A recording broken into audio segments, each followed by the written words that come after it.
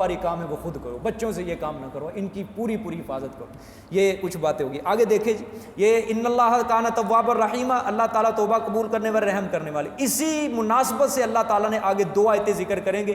ایک وہ جماعت ہوگی جن کی اللہ توبہ قبول کریں گے، ایک وہ جماعت ہوگی جن کی توبہ قابل قبول نہیں ہے۔ پہلی جماعت کے اللہ جن کی توبہ قبول کرتے ہیں وہ کون سی جماعت ہے؟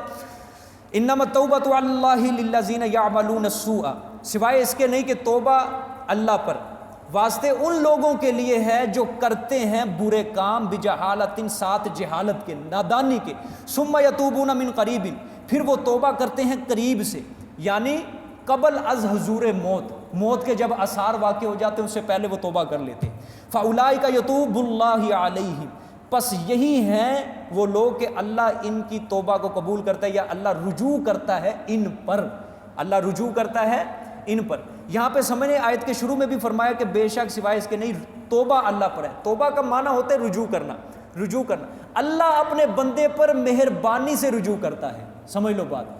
اللہ کی توبہ، اللہ کا جو رجوع ہے وہ مہربانی کے ساتھ اپنے بندے پر رجوع کرتا ہے، لیکن جو بندہ اللہ کی طرف رجوع کرتا ہے وہ انابت سے رجوع کرتا ہے، یعنی اپنا دل والا برتن سیدھا رکھ کے رجوع کرتا ہے، یا اللہ گناہ ہو گیا مجھے معاف کر دے۔ یہ بندے کا رجوع یہ ہے، بندے کی توبہ یہ ہے، سمجھے؟ تائب توبہ قبول کرنا یہ اللہ کی صفت ہے، سمجھ آ گئی؟ توبہ قبول کرنا یہ کس کی؟ اللہ کی صفت میں سے ہے۔ اور دوسری بات یہاں پہ یہ یاد رکھیں، آیت کے اندر دیکھیں ذکر ہے بجہالت، ساتھ جہالت کے وہ گناہ کرتے ہیں، نادانی کے، یعنی لا علمی کی بنیاد پہ۔ بڑا زبردست یہاں پہ مفسرین نے اشکال اٹھایا ہے، بہت سوال، کہ جو بندہ گناہ سے لا علم ہے وہ گناہ کرے نادانی کے، جہالت میں، سمجھ آئی ہے؟ گناہ کرے، اسے پتہ نہیں ہے یہ کہ یہ گناہ ہے، وہ گناہ کرے، اگر وہ توبہ کرے گا گناہ سے تو اس کی توبہ قبول ہے، لیکن اگر کوئی بندہ جان بوجھ کے گناہ کرے کیا اس کی توبہ قبول نہیں ہے؟ یہ زبردست اشکال مفسرین نے بحث چلا دیا یہاں پہ بہت بڑی، لیکن میں مختصر کروں گا۔ بجہالت، اس کی دو تفسیریں ہیں۔ پہلی تفسیر صحابہ کرام کا اس بات پر اتفاق ہے، صحابہ کرام نے جو تفسیر کی ہے بجہالت کی، کہ گناہ کے انجام بد سے اور آخرت کے عذاب سے وہ غافل تھا، اس غفلت کی وجہ سے وہ گناہ کرنے کے اوپر مجبور ہو گیا۔ یہ پہلی تفسیر کی ہے کہ جہالت سے مراد کیا ہے، کہ آخرت کے عذاب سے اور اپنے اس گناہ کے انجام بد سے وہ غافل ہو گیا، اس غفلت کی بنیاد پہ اس کو مجبور کر دیا کہ وہ گناہ کے اوپر اقدام کرے، سمجھے؟ اس وجہ سے اس نے یہ گناہ کیا۔ جہالت کا دوسرا مطلب، یہاں جہالت جو ہے یہ علم کے مقابلے کے اندر نہیں ہے، کہ اسے پتہ نہیں ہے علم کے مقابلے، بلکہ جہالت جو ہے عقل کے مقابلے میں ہے، کہ بدبخت کو عقل نہیں ہے، پتہ نہیں ہے، بے وقوف ہے کہ اس نے گناہ کیا، اللہ کو ناراض کر لیا، یہ سمجھے بے عقل ہے۔ یہ عقل کے یہ اس کے اوپر ہے کہ عقل سے کام لیتا کہ یہ گناہ نہ کرتا، یہ عقل کے عمر یاد۔ یہ دو تفسیریں آپ کے سامنے رکھتی ہیں، بس آگے چلیں۔ ثم یتوبون من قریب، پھر وہ توبہ کرتے ہیں قریب سے۔ اب یہ قریب کی بحث بھی ہے، قریب سے اب مطلب تو یہی بنتا ہے کہ گناہ کرنے کے بعد وہ فوراً قریب ہی توبہ کر لے، اس کی توبہ قبول ہے، لیکن قریب اس کی تفسیر خود حضور صلی اللہ علیہ وسلم نے کی ہے۔ آپ صلی اللہ علیہ وسلم نے فرمایا کہ جب تک غرغرہ کی حالت پیدا نہ ہو، غرغرہ کہتے ہیں نزع روح، جسم سے روح نکلنے کی جب تک حالت پیدا نہ ہو۔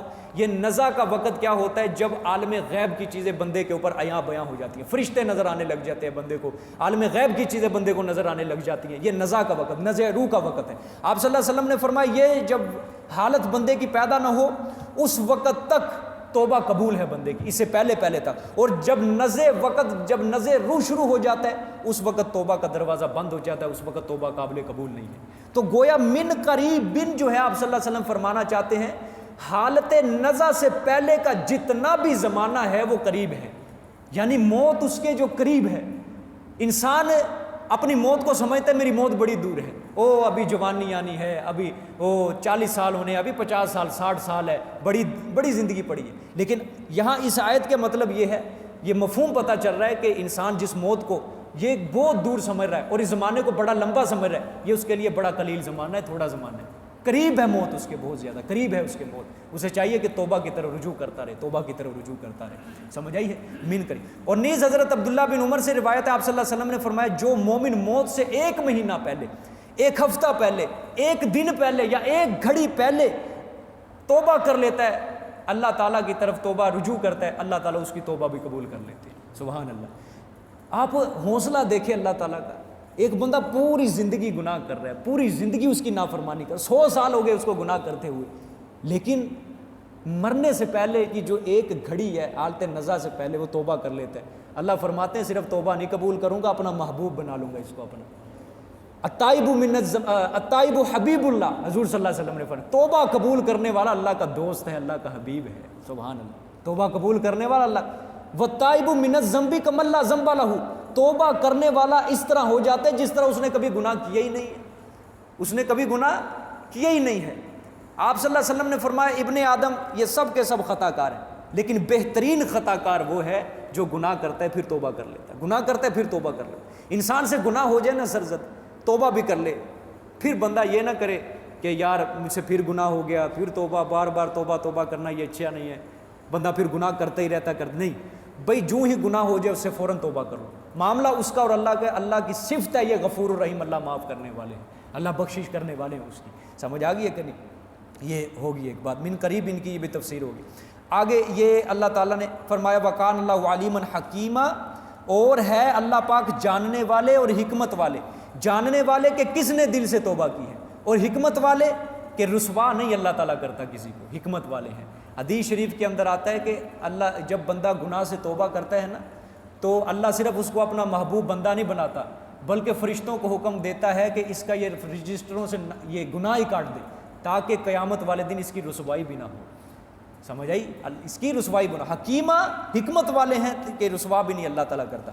آگے وہ جماعت ہے جس کی توبہ ہی قبول نہیں۔ وَلَيْسَتِ التَّوْبَةُ لِلَّذِينَ يَعْمَلُونَ السَّيِّئَاتِ، اور نہیں ہے توبہ واسطے ان لوگوں کے جو عمل کرتے ہیں برے، حَتَّى إِذَا حَضَرَ أَحَدَهُمُ الْمَوْتُ، یہاں تک کہ جب حاضر ہو جائے ان میں سے ایک کو موت۔ یہ وہی بات آ گئی ہے، حالت نزع کا وقت جس کے اوپر آ جائے۔ قَالَ إِنِّي تُبْتُ، کہتا ہے پھر وہ کہے بے شک میں نے توبہ کی، الآن اب میں نے اب توبہ کی، وَلَلَّذِينَ، اور نہیں ہے ان لوگوں کے لیے بھی توبہ، يَمُوتُونَ وَهُمْ كُفَّارٌ، جو مرتے ہیں درا حال یہ کہ وہ کافر ہیں، کفر کرنے والے ہیں۔ سمجھ آ گئی؟ ان لوگوں کے لیے بھی توبہ نہیں ہے جو کفر کرنے والے ہیں، اور اس کی توبہ بھی قبول نہیں ہے جو حالت نزع کے وقت جب عالم غیب کا مشاہدہ کر لے اس وقت وہ کہے کہ میں اب توبہ کرتا ہوں، اب توبہ کرتا ہوں، اس کی توبہ بھی قبول نہیں ہے۔ فرعون نے غرق ہونے کے وقت یہی کہا تھا نا کہ میں رب موسیٰ اور رب ہارون کے اوپر ایمان لے کے آتا ہوں۔ اللہ نے فرمایا وقت نکل گیا ہے، اب تجھے یاد آ رہا ہے، اب تو نے عذاب دیکھ لیا، فرشتے دیکھ لیے عذاب کے، اب تجھے یاد آ رہا ہے کہ اب تو توبہ کرتا ہے۔ سمجھ آئیے؟ لیکن ابو جہل نے مرنے سے پہلے پھر بھی یہ کہہ گیا تھا اب بھی میں ایمان نہیں لاؤں گا اس نبی کے اوپر۔ ان دونوں میں سے بدتر کون ہو سکتا ہے؟ یہ فیصلہ آپ کے اوپر ہے، کون بدتر ہو سکتا ہے؟ فیصلہ خود ہی کرنا، میں ابھی پوچھتا نہیں۔ فرعون نے تو مرنے سے پہلے کہہ دیا تھا میں ایمان لاتا ہوں، بس دیکھ لیا، لیکن ابو جہل نے مرنے سے پہلے کہہ دیا تھا میں اب بھی ایمان نہیں لاؤں گا اس نبی کے اوپر، میں اب بھی اپنی اسی بات کے اوپر کروں۔ اللہ معاف کرے، اللہ ایسے کفر سے، ایسے شرک سے، اللہ تعالیٰ گناہوں سے اللہ تعالیٰ ہمیں بچائے۔ تو اللہ نے فرمایا یموتون وہم کفار، ان لوگوں کے لیے بھی توبہ نہیں ہے جو مرتے ہیں یہاں تک کہ وہ کافر ہوں۔ بھائی کافر بھی توبہ کرتے ہیں، مشرک بھی توبہ کرتا ہے، مشرکین مکہ بھی توبہ، یا اللہ یہ گناہ معاف کر۔ اللہ نے کہا جو سب سے بڑی مصیبت اور جڑ ہے اس کو تو ختم کر، جو شرک ہے اس کو تو اپنے دل سے نکال، سب سے بڑا گناہ یہ ہے، اس کو نکال، کفر کو نکال، شرک سے نکال، پھر تیری توبہ قبول کروں گا۔ سمجھ آ گئی؟ انسان اپنے دل سے کفر نکالے، شرک نکالے، پھر اس کی توبہ قبول ہوگی، وگرنہ اللہ توبہ قبول نہیں کرتے۔ سمجھ آئی؟ توبہ کی مفسرین فرماتے ہیں 3 شرطیں۔ کتنی؟ 3 شرطیں۔ پہلی شرط توبہ کی یہ ہے ندامت ہو، جو اس نے گناہ کر لیا اس کے اوپر شرمندہ بھی ہو، یہ نہیں کہ گناہ کر لیا ہے شرمندہ ہی نہیں ہے کہ وہ بڑی اچھی بات ہے چلو پھر کریں گے کام، توبہ کر لینے ہیں، نہیں۔ پہلی شرط کیا ہے؟ ندامت، شرمندگی۔ آپ صلی اللہ علیہ وسلم نے فرمایا انما التوبۃ الندم، کہ توبہ ہے ہی شرمندگی کا نام ہے، توبہ ہے ہی ندامت کا نام ہے۔ بھائی اگر ہم اللہ معاف کرے اللہ نہ کرے اولاد سے جب نافرمانی ہو جائے، فرما بردار اولاد ہو، اس سے نافرمانی ہو جائے، کبھی خطا ہو جائے اپنے والدین کی، والدین جب والد کے پاس جب وہ معافی مانگنے کے جاتا ہے کس طرح جاتا ہے آپ سب کو معلوم ہے، یہ تو نہیں خوشی سے جاتا ہے۔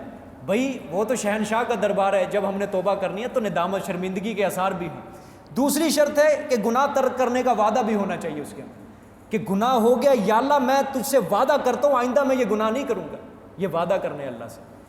تیسری صورت تلافی حقوق اللہ یا حقوق العباد، حقوق اللہ اگر اس سے ضائع ہو چکے، مثال کے طور پہ نماز اس نے نہیں پڑھی ہے پوری زندگی اور اس نے توبہ کی یا اللہ میری توبہ مجھے قبول، میرا معاف کر دیجیے میں نے جو نمازیں چھوڑی، ظاہری بات ہے نمازیں اس نے چھوڑی ہیں معاف تو نہیں ہوں گی، قضا کرنی پڑے گی اس کو، سمجھ آئی ہے؟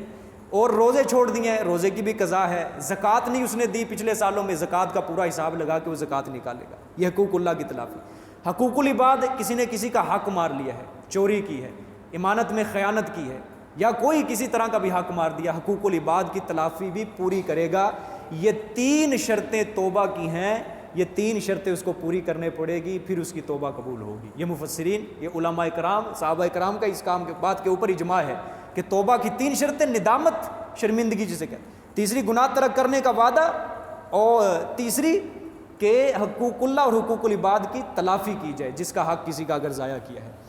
آگے فرمایا اولئک اعتدنا لہم عذابا علیما، یہی لوگ ہیں کہ تیار کر رکھا ہے ہم نے واسطے ان کے دردناک عذاب۔ اللہ معاف فرمائے۔ جزاک اللہ، صدق اللہ العظیم۔